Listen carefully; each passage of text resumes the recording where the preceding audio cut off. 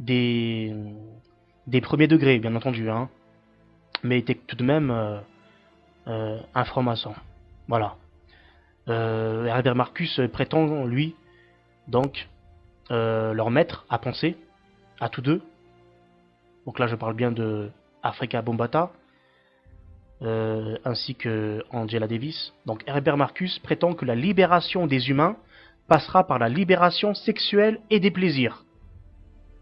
Une éthique que prône Afrika Bambaataa. Lui-même d'ailleurs tellement libéré dans ses mœurs qu'il s'oriente vers une sexualité débridée et même déviante, car il ne se gêne pas pour s'offrir des adolescents. Voilà. Je ne rentrerai pas dans les détails, vous avez compris. La domination marchande s'étend sur tous les domaines de la vie. Des universitaires proches de la critique de la valeur observent les nouvelles formes d'aliénation liées à la sexualité. Les médias et les intellectuels dominants, y compris d'extrême gauche, considèrent que la révolution sexuelle a eu lieu. Les homosexuels ne songent aujourd'hui qu'à se marier et à s'embrigader dans un petit couple bourgeois, reconnu par l'État. Les individus ont intériorisé les normes de la morale sexuelle, qui ne paraît même plus comme répressive. Au contraire, les diverses formes d'aliénation et d'inhibition, loin de disparaître, se transforment et se multiplient. Donc pour revenir à Angela Yvonne Davis, donc afro-américaine, hein, adepte de ce système de pensée, à savoir passer par une sorte de libération des plaisirs sexuels, qui est la vraie émancipation, qui mènerait vers l'extase divine, en quelque sorte. Hein. Elle fit le même travail que Afrika Bambaataa, dont la perspective était de manipuler la communauté afro-américaine. Sauf que l'un passe par le mouvement hip-hop, qui fascine bon nombre de jeunes issus des ghettos américains, et l'autre, Angela, se sert de sa dialectique philosophique et son tempérament de militante afro-américaine. Je dirais même afro-féministe américaine. Car elle était une féministe. Elle est née le 26 janvier 1944 à Birmingham, en Alabama. Donc elle est militante des droits de l'homme. Cette arnaque est aussi connue d'ailleurs en France, hein, les droits de l'homme. Hein, c'est... J'ai pas besoin de vous rappeler que c'est au nom des droits de l'homme qu'on a comment dire, qu'on a fait des guerres, notamment au nom des droits de l'homme mensongers. On la retrouve aussi donc dans notre constitution de la République française, hein, de 1789. Voilà, donc des droits de l'homme qui proviennent de la philosophie des Lumières, donc des francs-maçons. L'un d'entre eux, Jules Ferry, instigateur de la laïcité à l'école, disait qu'au nom des droits de l'homme et des Lumières, les races supérieures ont un devoir de civiliser les races inférieures. Voilà pourquoi je mets l'accent et j'insiste sur le fait que les droits de l'homme sont une arnaque pour tout homme doué de raison et de connaissances historiques. Voilà la véritable nature profonde des soi-disant droits de l'homme. Ça, c'est mon avis. Je disais donc qu'Angela Davis, professeure de philosophie et militante, communiste de nationalité américaine, proche d'ailleurs du Black Panther Party, et ses centres d'intérêt sont la philosophie féministe, et notamment le black féminisme, le féminisme noir. On connaît bien l'arnaque des mouvements féministes français, hein, et la source provient toujours d'outre-Atlantique, et les financements proviennent des lobbyistes, hein, multimilliardaires américano-sionistes, on pourrait dire, hein. Enfin de la communauté en tout cas américano-judéo-protestante. À noter que le mouvement hip-hop, lui, recevra ses fonds financiers de la même communauté qui siège à Manhattan, les mêmes qui détiennent les cordons de la bourse. Voilà pour la petite histoire.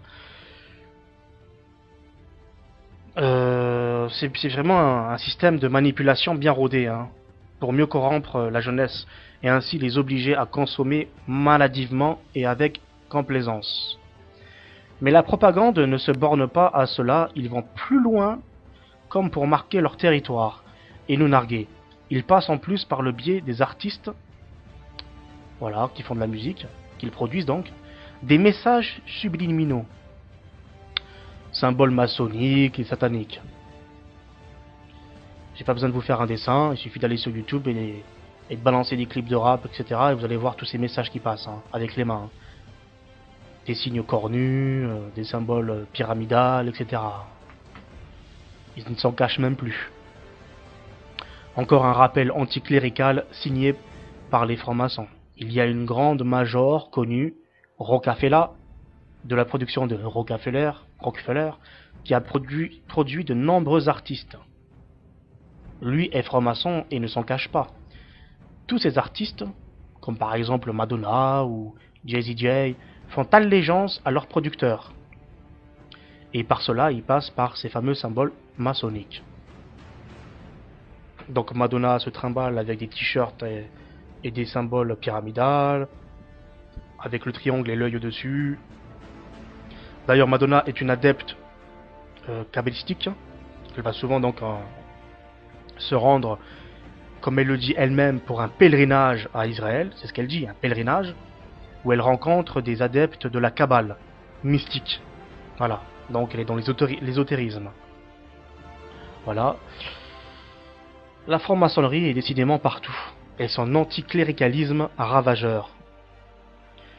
Le rock aussi avait ses adeptes. Little Richard, par exemple, de son vrai nom Richard Wayne Pennyman, est un chanteur, pianiste, guitariste et compositeur américain de 1932. Il a été un pionnier du rock and roll et de la fin des années 50. Et il a déclaré, suite à son succès, je cite, j'étais dirigé et commandé par un pouvoir et un homme possédant un grand savoir. Il nous explique que la franc-maçonnerie répond à 3 critères principaux. Le naturalisme, qui est le refus des religions révélées, et la glorification de la théorie de l'évolution, par opposition à la théorie créationniste. Le nominalisme, il n'y a pas de vérité absolue. J'ai ma vérité, tu as ta vérité, il a sa vérité, en somme pas de vérité divine puisque refus de l'absolu. Et la primauté de l'homme. L'homme est son propre Dieu, sa propre loi, sa propre référence. Voilà, vous savez maintenant quelle est l'idéologie maçonnique. Et quelle est l'idéologie aussi propagée par des gens tels que Afrika Bambaataa, qui s'en est d'ailleurs servi pour promouvoir le hip-hop et le mettre en avant et pour pouvoir mieux, par ce biais en tout cas, manipuler la jeunesse.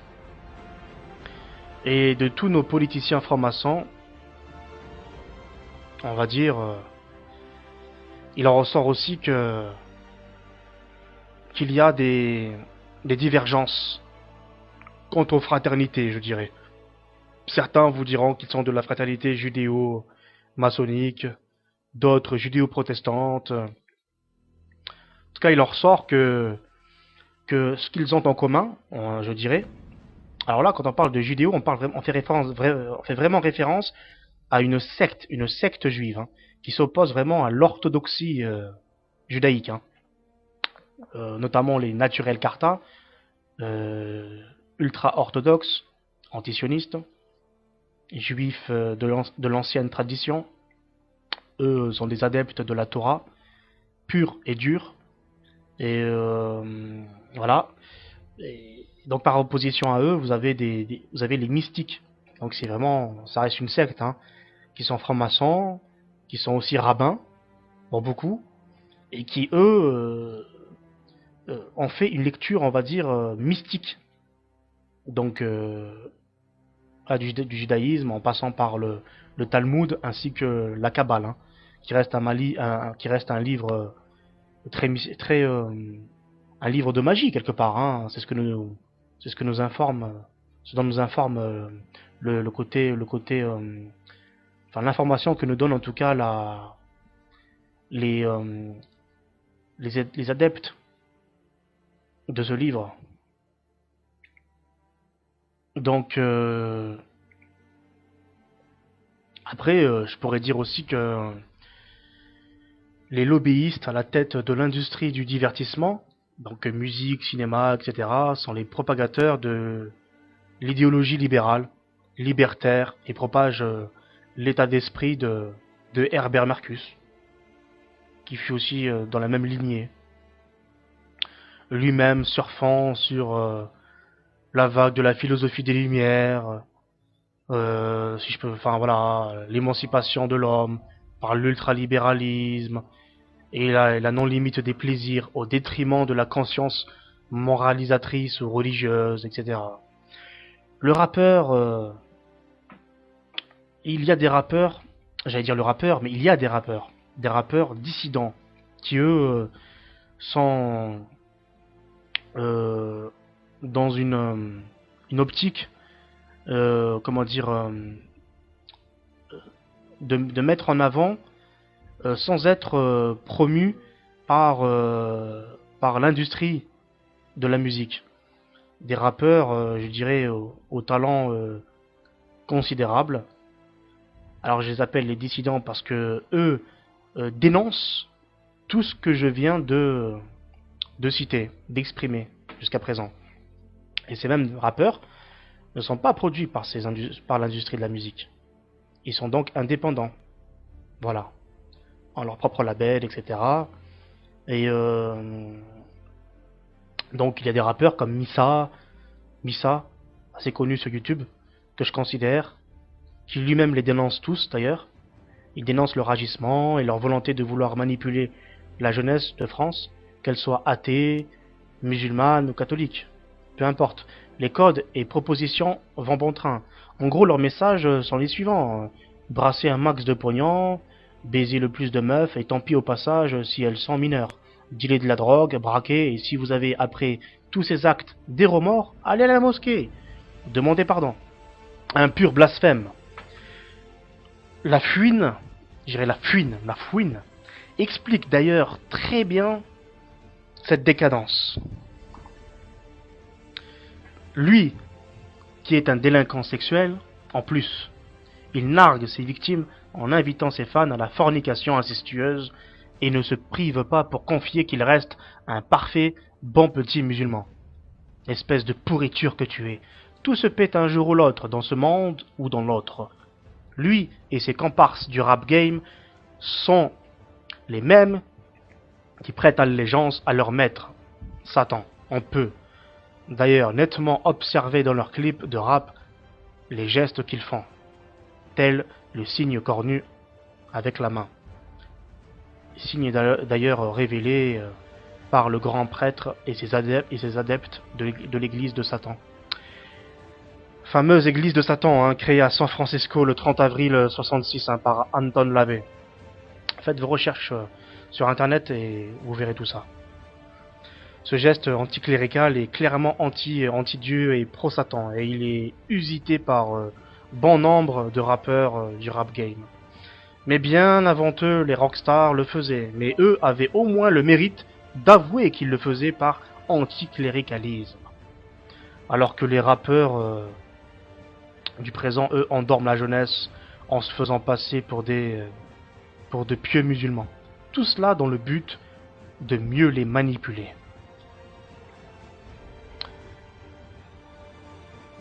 La Fouine, Booba, Caris et bien d'autres encore incitent à faire tout ce qui est contraire aux bonnes mœurs.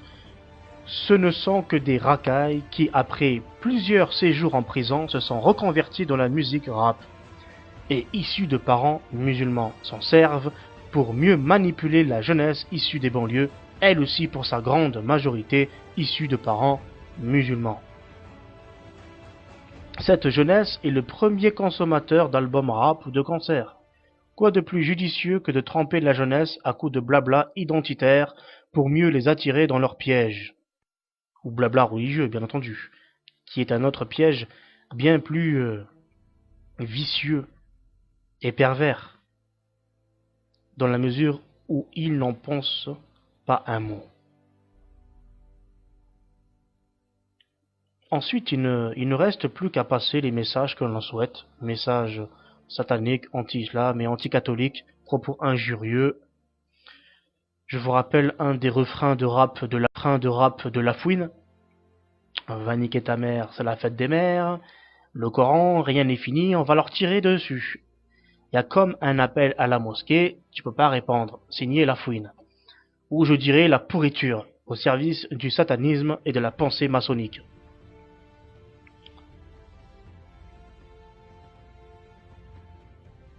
Hein, la pensée maçonnique est une forme de, je dirais, d'empirisme, puisque je dirais que les Français actuellement vivent des preuves plus qu'évidentes.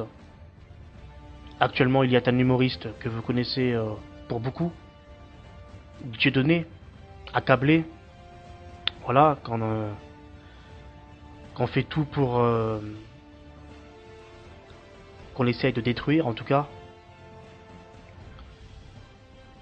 La franc-maçonnerie et sa philosophie des Lumières, qui prétend accorder la liberté et le droit à l'expression, euh, je dirais, est à ses limites, tout de même.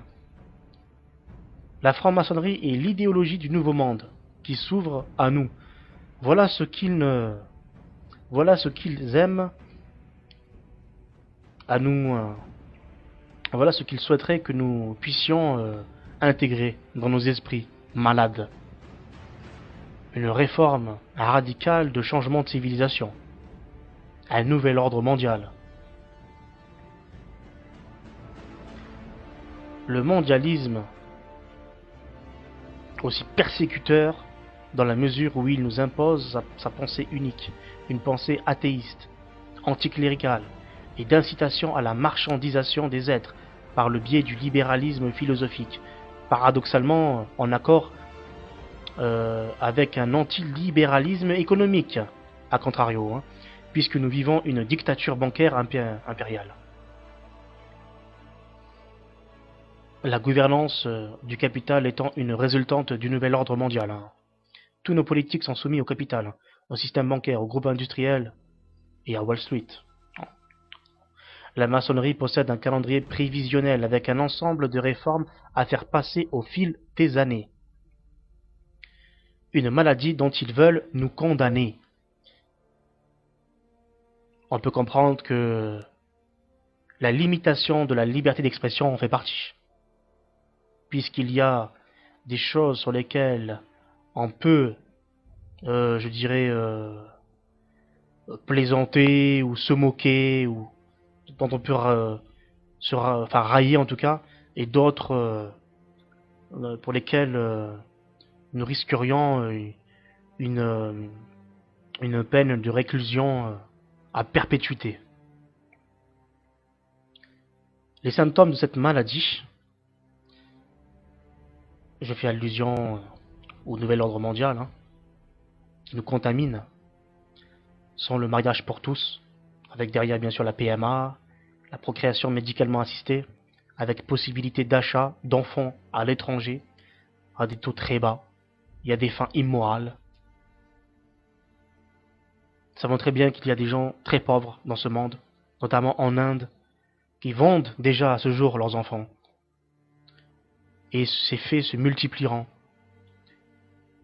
La théorie du genre, qui actuellement fait débat. Alors le gouvernement essaie de nous convaincre du contraire, nous dit non, non, non, mais il n'y a pas de théorie du genre, non, non, pas du tout. Il n'y a pas d'éducation sexuelle. Tout ça pour ne pas faire peur aux parents finalement, pour pas les... Tout cela est une mascarade et encore une fois une ruse. Alors ils diront à une fille, tu as un corps de fille, mais tu sais, tu es peut-être masculin dans ta détermination sexuelle. En clair, tu es une fille, tu es une fille, tu as un corps de fille, mais tu as l'esprit qui tend vers la masculinité. Et donc, si tu es attiré par une fille, ne n'en fais pas cas, ne prends pas peur, c'est la naturelle, une influence démoniaque, une éducation contraignante dans la mesure où elle se substituerait à l'éducation parentale.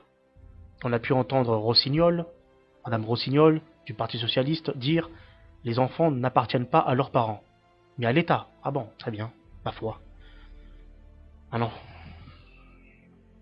Que va encore nous offrir le nouvel ordre mondial?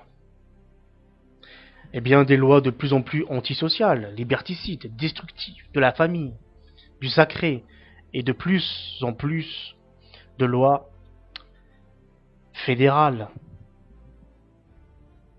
et bientôt peut-être martiales, si le peuple se révolte. Un exemple, la sécurité renforcée dans certains pays, en nous expliquant que c'est pour leur bien. Encore une tartufferie et mascarade pour mieux les manipuler et nous manipuler. Récemment, j'ai pu lire le projet de loi sur la santé d'Obama, qui rendra obligatoire l'implantation d'une puce RFID pour tous les Américains. Alors, dans le projet de loi sur la santé, il est prévu que tous les Américains se verront implanter une micropuce dans le but de créer un registre national d'identification pour permettre un meilleur suivi des patients en ayant toutes les informations relatives à leur santé. Le nouveau projet de loi relatif aux soins de santé, qui a dernièrement été adopté par le Congrès, contient à la page 1001 du projet l'exigence selon laquelle tous les citoyens qui en dépendent, et là je fais référence au système de santé, devront être identifiés par l'implantation d'une puce sous-cutanée. Cela a été prévu depuis fin 2004, comme le prouve un document officiel de la FDA. Ce sont des informations relatives à la santé, en rapport avec le Food and Drug Administration. Cela fait donc plus de 10 années que ce projet a commencé, et depuis plus de 30 ans qu'il était préparé dans les sociétés secrètes et loges maçonniques américaines. Tout ceci n'est qu'un prélude au plan machiavélique que va nous offrir le nouvel ordre mondial. Ce mondialisme castrateur. Arrivera-t-on à une instrumentalisation de l'être humain qui verra ce dernier pouvoir être influencé au bon vouloir des autorités gouvernementales? Je pense que oui. Sans révolution mondiale humaine, nous courons tous à notre perte. J'ai ouï dire que des utérus artificiels étaient en projet dans un futur proche, ce qui veut dire que peut-être un jour nous nous dirigerons vers des sociétés où les humains ne naîtront plus par le biais de relations sexuelles, mais dans des bocaux. Ce n'est pas de la science-fiction. Bientôt nous pourrons enfanter sans grossesse. Voilà ce que dit ce fameux article que j'ai pu lire, un article américain. Des utérus artificiels reliés à des machines placentaires feront le boulot à la place des femmes, et qui sait des hommes. Aux États-Unis, la chercheuse Heng-Cheng Liu a réussi à implanter un embryon humain dans un réceptacle tapissé de cellules prélevées sur la paroi utérine d'une femme. L'embryon s'y est développé tout à fait normalement pendant 6 jours, et la chercheuse poursuit actuellement ses expériences avec l'accord du comité d'éthique de son laboratoire. Un cauchemar pour l'humanité. Rappelons que les États-Unis ont été construits sur le modèle de base qu'est l'ultralibéralisme de la franc-maçonnerie. Pas étonnant qu'ils financent ce type de laboratoire aux États-Unis, puisque vous savez que la plupart des financements proviennent des fondations de Rockefeller notamment. C'est à vous, à moi, à nous tous, de lutter contre ce nouvel ordre mondial. Ne soyez plus des moutons, mais vivez comme des lions. Aujourd'hui, c'est la guerre, une guerre ouverte, l'empire contre nous, qui sommes la rébellion. La rébellion, pardon. Aujourd'hui, nous sommes une minorité, demain, nous serons une majorité. Nous devons de reprendre le pouvoir qui nous a été subtilisé. Le pouvoir nous appartient à nous, la majorité, et non à eux, cette minorité de multimilliardaires affiliés à la franc-maçonnerie ou à d'autres sociétés secrètes, toutes plus influentes les unes que les autres. Eux sont au service de l'anti-humanisme. Résistance.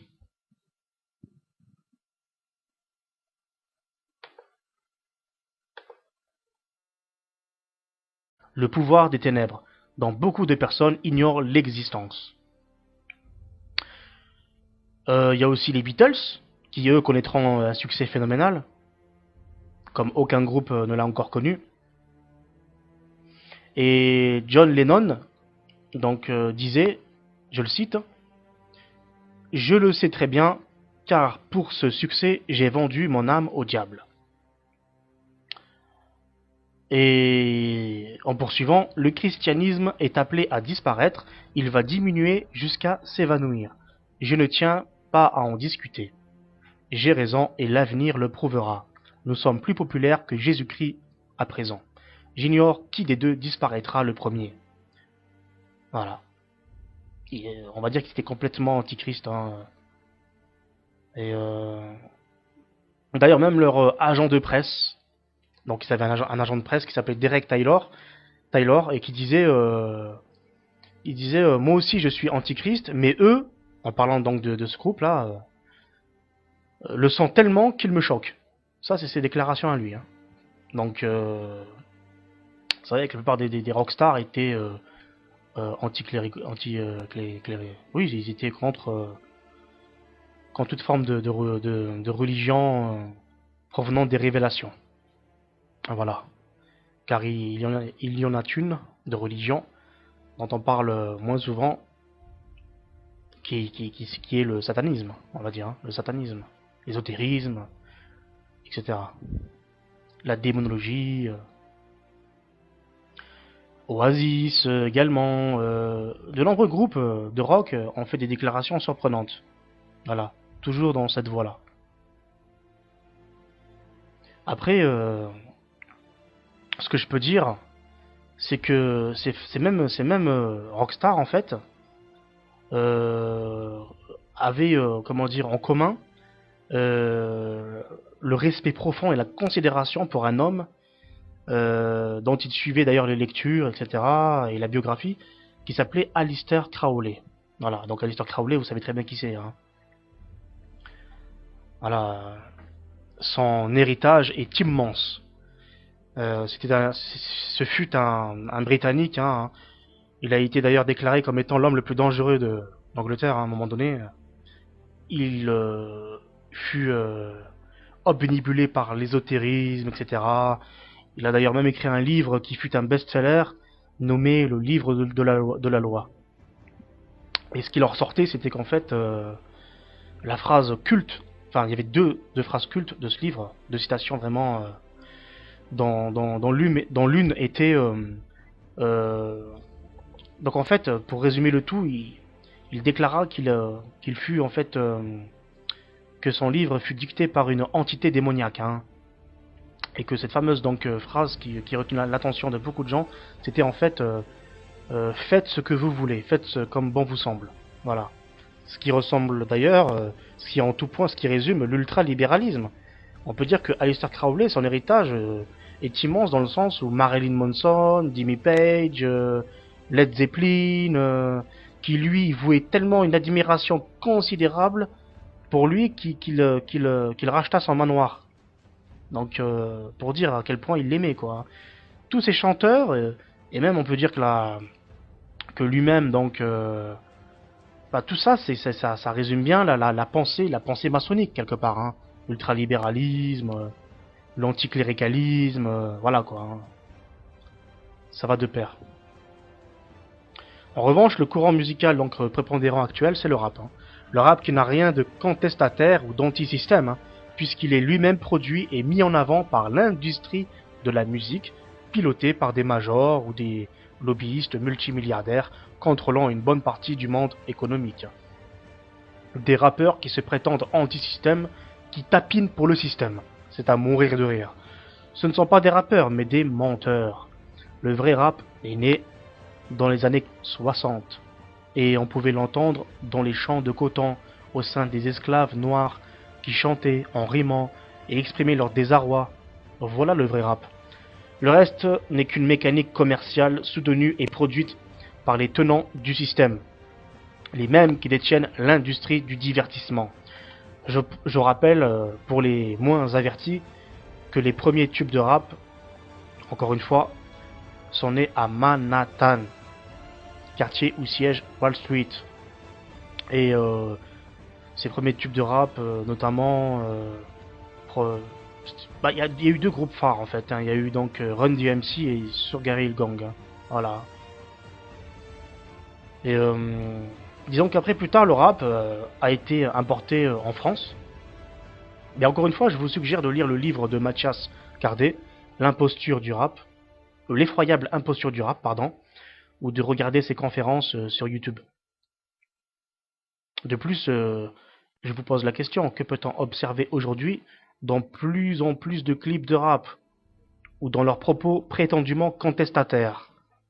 Eh bien, encore une fois, des gestes, des symboles maçonniques, et des propos anti-religieux, anti-catholiques et anti-islam. Ces rappeurs sont devenus les suppôts de Satan, ces larbins. Pas étonnant quand on sait par qui est produit le rap, d'où il vient et vers quoi il tend. Tout à l'heure, j'ai parlé de Afrika Bambaataa et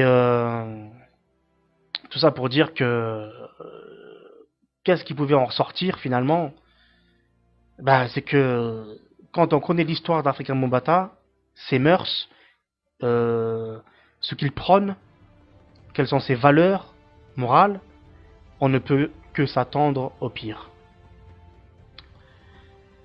D'ailleurs, les valeurs maçonniques, donc que sont l'ultralibéralisme, etc., quelque part la liberté des mœurs aussi, on peut dire. Faut savoir quand même qu'il y a un Pierre Hillard, spécialiste de la franc-maçonnerie, en quelque sorte, conférencier, qu'on peut aussi observer sur YouTube,